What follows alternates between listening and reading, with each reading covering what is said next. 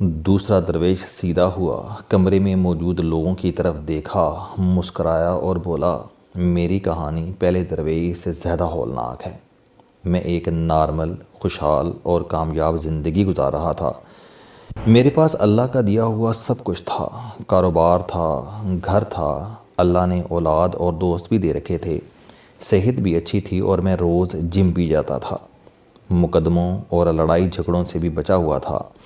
لیکن 5 سال قبل سردیوں میں مجھے زکام ہو گیا۔ زکام اس زمانے میں وائرل تھا، میرے پورے گھر والوں کو ہوا اور وہ سب بہت جلد ٹھیک ہو گئے، لیکن میں نے اسے لائٹ لیا اور جوشاندہ اینٹی الرجی اور اینٹی بائیوٹک سے اسے ٹھیک کرنے کی کوشش کی، لیکن مرض بڑھتا چلا گیا، یہاں تک کہ میرے پھیپھڑے بلغم سے بھر گئے اور میری چھاتی سے خوفناک آوازیں آنے لگیں۔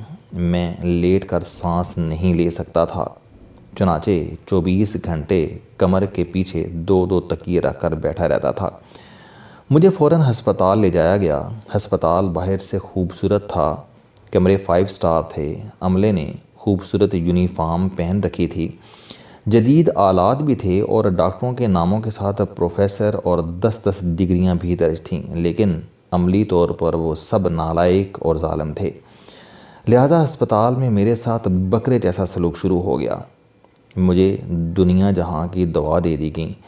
ایک ڈاکٹر آتا تھا، وہ ایک دوا شروع کرا جاتا تھا اور دوسرا آتا تھا تو وہ پہلی بند کر کے دوسری شروع کر دیتا تھا۔ نرسوں نے نسیں تلاش کرنے کی کوشش میں میرا پورا ہاتھ گنڈیر دیا تھا۔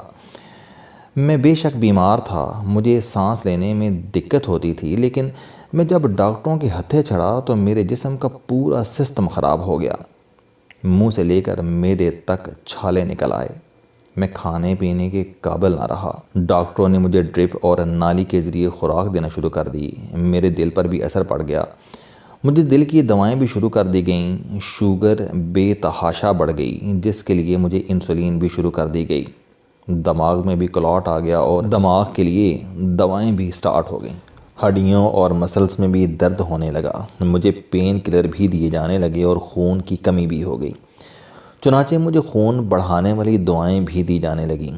آپ کمال دیکھیں کہ میں ایک دوا کھاتا تھا تو اس سے جسم میں سوڈیم میں کمی ہو جاتی تھی، چنانچہ پھر مجھے سوڈیم دیا جاتا تھا اور اس رد عمل میں میرا بلڈ پریشر بڑھ جاتا تھا اور مجھے بلڈ پریشر کنٹرول کی دوا دی جاتی تھی۔ میرے جسم میں آدھے گھنٹے بعد درد شروع ہو جاتا تھا، پھر مجھے پین کلر دیا جاتا تھا تو اس سے میرے گردوں میں سوزش ہو جاتی تھی، سوزش کم کرنے کی دوا دی جاتی تھی تو میری شوگر ڈراپ ہونے لگتی تھی، مجھے گلوکوز دیا جاتا تھا تو گلوکوز سے دوبارہ شوگر بڑھ جاتی تھی تو انسولین کا شاٹ دیا جاتا تھا، چنانچہ میں تختہ مشق بن گیا۔ یہ سلسلہ چلتا رہا، میں 2 ماہ ہسپتال رہا، 60 دنوں میں 50 لاکھ روپے بل بن گیا اور میں اٹھنے بیٹھنے کے قابل بھی نہ رہا۔ دوسرا درویش رکا، لمبا سانس لیا اور ٹیشو پیپر سے اپنی گیلی آنکھیں صاف کرنے لگا۔ کمرے کی فضا سوگوار ہو گئی۔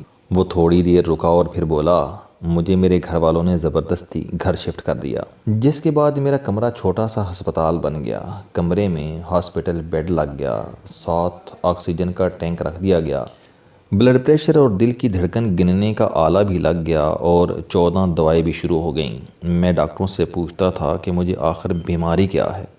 ان کا جواب ہوتا تھا کہ ہمیں یہی سمجھ نہیں آ رہی، آپ کے پھیپھڑے آدھا کام کر رہے ہیں، یہ پوری آکسیجن نہیں لے رہے، بلغم سے بھرے ہوئے ہیں، ہم بلغم نکالنے کی کوشش کرتے ہیں تو یہ نکلتی نہیں ہے اور اسے اندر جلانے کی کوشش کرتے ہیں تو یہ جلتی نہیں ہے، چنانچہ ہمیں آپ کو اسٹیرائڈ دینے پڑ رہے ہیں، اسٹیرائڈ کی وجہ سے آپ کی شوگر بڑھ جاتی ہے، اسے کنٹرول کرنے کے لیے انسولین دیتے ہیں تو شوگر اچانک کم ہو جاتی ہے، جس کی وجہ سے آپ کو گلوکوز دے دیتے ہیں، گلوکوز کی وجہ سے شوگر دوبارہ بڑھ جاتی ہے اور یہ آپ کے دماغ، آنکھوں اور گردوں پر اثر انداز ہونے لگ جاتی ہے اور ہم اسے دوبارہ کنٹرول کرنے کی کوشش کرتے ہیں، اس کوشش میں آپ کا بلڈ پریشر بڑھ جاتا ہے، اسے کنٹرول کرتے ہیں تو باڈی میں سوڈیم کم ہو جاتا ہے، اس کی مقدار بڑھاتے ہیں تو گردے متاثر ہونے لگتے ہیں، گردوں کی دوا دیتے ہیں تو معدہ جواب دے جاتا ہے، معدہ ٹھیک کرتے ہیں تو آپ کے جوڑوں اور مسلز میں درد شروع ہو جاتا ہے، چنانچہ ہمیں سمجھ نہیں آ رہی کہ ہم کس چیز کا علاج کریں اور کس کو چھوڑ دیں۔ میں یہ سن کر پریشان ہو جاتا تھا، جس سے میری نیند بھی اڑ جاتی تھی، لہٰذا ڈاکٹروں نے مجھے نیند کی گولی بھی دینا شروع کر دی۔ یوں میں بستر کے ساتھ چپک کر رہ گیا۔ وہ رکا اور لمبے لمبے سانس لینے لگا۔ ہم سب سوگوار ہو گئے اور اس نے کانپتے ہوئے ہاتھوں سے منہ صاف کیا اور پھر بولا، دوستو آپ یقین کرو میں بستر تک محدود ہو کر رہ گیا تھا، پیشاب بھی بستر پر کرتا تھا، سوکھ کر کانٹا بن چکا تھا، کھانا پینا بند تھا اور مکمل طور پر دواؤں اور ڈاکٹروں کے رحم و کرم پر تھا۔ اس دوران ایک اور مسئلہ بھی بن گیا، مجھے قبض ہو گئی۔ مجھے 7 دن پخانا نہیں آتا تھا، لہٰذا مجھے انیمیا کے عمل سے گزارا جانے لگا۔ وہ بھی ایک خوفناک عمل تھا۔ یہ سلسلہ چل رہا تھا کہ اچانک انیمیا کے عمل کے دوران خون بھی شروع ہو گیا۔ مجھے دوبارہ ہسپتال لے جایا گیا۔ میری MRI ہوئی تو پتہ چلا کہ میری چھوٹی آنت کالی سیاہ ہو چکی ہے۔ تحقیق کی تو پتہ چلا کہ اسٹیرائڈز کی کثرت اور قبض کی وجہ سے میری آنتیں پھٹ چکی ہیں۔ ڈاکٹروں کا خیال تھا کہ مجھے کہیں کینسر نہ ہو چکا ہو۔ یہ خبر میرے اور میرے خاندان کے لیے بم سے کم نہیں تھی۔ میری ساری جمع پونجی خرچ ہو چکی تھی، کاروبار بھی میری غیر موجودگی کی وجہ سے تباہ ہو گیا تھا، اور اب الٹا کینسر کی خبر نے رہی صحیح کسر بھی پوری کر دی تھی۔ میری زندگی موت سے بدتر ہو چکی تھی۔ مجھے بہرحال ایک بار پھر ہسپتال داخل کرا دیا گیا۔ میری سرجری ہوئی اور میری آنت کا بڑا حصہ کاٹ کر میرے پیٹ پر سٹول بیگ لگا دیا گیا۔ میں اب قدرتی طریقے سے سٹول پاس نہیں کر سکتا تھا۔ میرے پیٹ پر بیگ تھا، یہ جب بھر جاتا تھا تو میں اسے اتار کر صاف کرتا تھا۔ یہ انتہائی غلیظ اور بدبودار عمل تھا۔ میں ہر بار یہ کرتے ہوئے رو پڑتا تھا۔ دوسرا درویش رو پڑا۔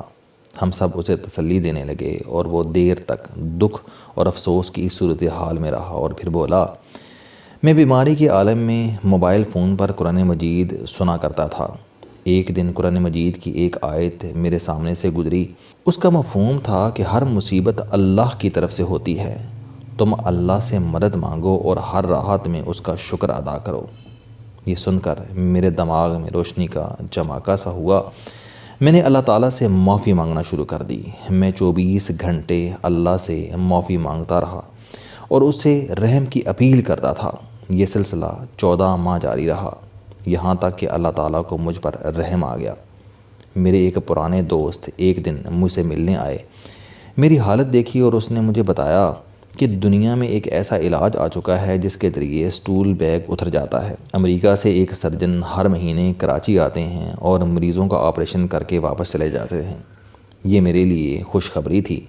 میں نے اس کے کہنے پر ڈاکٹر صاحب سے رابطہ کیا۔ میرا آپریشن ہوا اور میرا یہ مسئلہ 90% حل ہو گیا، لیکن میں اس وقت بھی 22 گولیاں اور کیپسول کھا رہا تھا۔ میں ان سے جان چھڑانے کے لیے بھی اللہ تعالیٰ سے دعا کرتا رہا۔ اللہ تعالیٰ کو مجھ پر رحم آ گیا اور میری دعائیں کم ہوتی چلی گئیں۔ میں نے اس دوران غذا کے ایک ایکسپرٹ سے رابطہ کیا۔ اس نے مجھے ڈائٹ پلان بنا دیا۔ میں نے چینی اور میٹھی چیزیں مکمل طور پر چھوڑ دیں، کاربز بھی 10% کم کر دیں، روٹی ایک وقت کر دی اور وہ بھی آدھی۔ چاول میں 2 چمچ سے زیادہ نہیں لیتا۔ کوکنگ آئل کی جگہ دیسی گھی اور ناریل کے تیل پر آ گیا۔ پانی روزانہ 5 لیٹر پیتا ہوں۔ ایکسرسائز ہر صورت کرتا ہوں اور اپنے آپ کو لالچ، ہوس اور ٹینشن سے بچا کر رکھتا ہوں، اور سب سے بڑھ کر اللہ تعالیٰ کا شکر ادا کرتا رہتا ہوں، اس سے معافی مانگتا رہتا ہوں۔ چنانچہ آج بہتر محسوس کرتا ہوں۔ وہ رکا، اپنی گیلی آنکھیں صاف کیں اور پھر بولا، بھائیو، یاد رکھو کہ صحت اللہ تعالیٰ کی سب سے بڑی نعمت ہے۔ یہ نہ ہو تو زندگی کی ساری نعمتیں بے معنی ہوتی ہیں۔ شاید اسی لیے اللہ تعالیٰ نے حضرت موسیٰ علیہ السلام سے کہا تھا کہ اگر میرا بھی کوئی رب ہوتا تو میں اس سے صرف ایک چیز مانگتا، تو وہ ہوتی صحت۔ وہ خاموش ہو گیا۔